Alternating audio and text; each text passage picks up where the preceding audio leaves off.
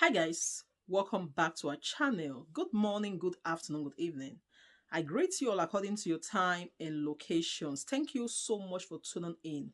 Yes, my dear viewers, I am back again with another update. So guys, I have a video here I would like we all to watch. But before then, if you're meeting my channel for the very first time, you're highly welcome. Please kindly do well to like, share and subscribe. Leave your thought about this video in the comment section. Let us know what you think about this video, and I will see you towards the end. It's a process, and elections are only a part of the process, which requires the participation of all citizens at various stages and levels. With the election process now almost over, the attention of all citizens should now be turned to the elected to provide the promised dividends of democracy through good governance, which gives all citizens a sense of belonging regardless of party affiliation, mindful of the fact that whoever wins a certain constituency becomes the leader of all in that constituency. Ideally, partisanship for the elected should end with swearing-in ceremony, which also should mark the beginning of the provision of the dividends of democracy through good governance. In countries like Kenya, where we taught them the judiciary, they don't swear in a president, they swift into action, they handle all the cases before the swearing in date. So why are we delaying in Nigeria? Are we delaying because we want to collect the allowances? Are we delaying because corruption have eaten everything? There is nothing difficult about this case. In less than 30 days, we can dispense of every case. Election will finish in February. Swearing in will be the end of May. And yet, the cases have not been scratched. What a nation. So for me, what is not in the Nigerian constitution is not in the Nigerian constitution. I know Nigeria is a wonderful country. The doctrine of necessity, they call it. How necessary is that doctrine of necessity? What's the difference or similarity between what is happening now as a consequence of the elections and what has happened before? This is like the fifth time, so to speak, that we're having this cycle in this republic. We've had previous cases also of contestation of, I don't know if there's been any election that we didn't have, that the results were not contested. How does this experience, this current experience, differ from previous ones? Well, first and foremost, Jonathan lost in 2015. He conceded. He didn't go to court. So there was no viciousness. But what we're seeing today is a group of vicious people destroying our psyche, trying to destroy democracy, trying to do everything to derail democracy. Yes, one or two have gone to court, others have made sure you can't go to court. Port Harcourt for one.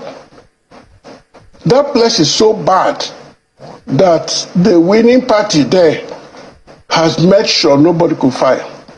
Can you imagine a lawyer entering, signing for certified true copies, and inside the INEC office he is grabbed and taken away? And those documents were never seen again. So that the party has not, no party has actually been able to file anything in the election tribunal in Rivers State. It's that bad. What's interesting so far, just permit me for butting in, is, I mean, the example you cited of former President Jonathan, that was a presidential election. I'm not sure if it's the same thing for this example you're citing. We've had 5 elections over the past, how many weeks now? We've had presidential, senatorial and House of Representatives elections. We've had gubernatorial and State House of Assembly elections, all 5 of them. So it's while it seems like we are packing it all together, and it's always been the same throughout this republic. So any difference in the measures that have been taken or should have been taken to prevent what you're describing? Well, on the part of the government election tribunal, so I prefer to say it that way. The election tribunals have always been there, 1999, 2003, 2007, 2011, 2015, 2019, and this year. In other words, they should have learned what to expect and what not to expect, how to handle it, the various electoral acts and so on. Actually specify some things. But what you see today is the tension. Tension is extremely high. And most people are sure there will be no justice in the tribunals. So they see a kind of gang up by some people who want to destroy our mentality of let us say who will govern us. Which is what made me ask that question in the first place. What's the difference between what is happening now and what has happened before? Before, as you said, we've always had election petition tribunals. We've always had that process of going back to the courts to ensure that the election was rightly or wrongly conducted. But let's you, Chief. So this is what we have now. This is the situation we find ourselves now. How significantly do you see this whole pre-election petition tribunal environment or moods that have been created? How do you see it affecting or impacting on the entire process of the election petitions tribunals? There are many ways these moves can affect.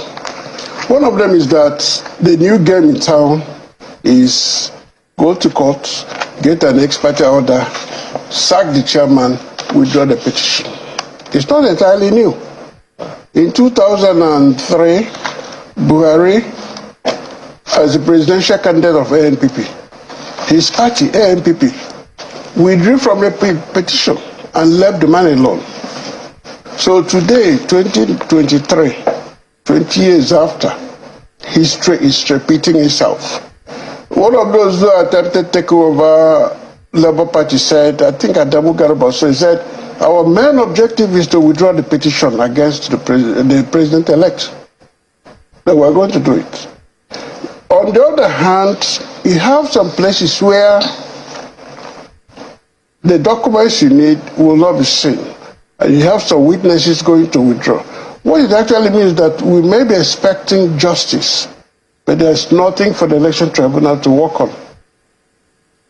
The pre-election trial moves can also come in other ways. They can disturb you in such a way that there is no time, because there's a time limit to file things. So where the time has expired due to the nuances of the winners, then there's nothing there. In simple language, the people will be disappointed because the people expect that the choice of the people will be the governor or the president. The tone is always set by the two leaders, the leading candidates. If one is conciliatory, the other one is ebullient, then there will be need to fight to the end. And there's no justice. There's nothing like draw. It's either a winner or a loser. Then if we have a magnanimous person who has been declared the winner, who will be making efforts to reach out to the other people to say, we are going to run this together. Stay with me. You know, constitutionally, May 29 is the end of registration. So there's no way there will be a vacuum. And then the Electoral Act says within 180 days, this must be done, only in the first instance, not final. So, for instance, the presidential election, P2B and Atiku have 180 days to do certain things. If the judgment comes in any way, whether for or against any of them, the losing party at the Court of Appeal also goes to the Supreme Court. So it's not just the 180 days. There's no way we have 180 days between today and May 29. It's impossible. Because the Constitution did not provide for anything other than elected government taking over.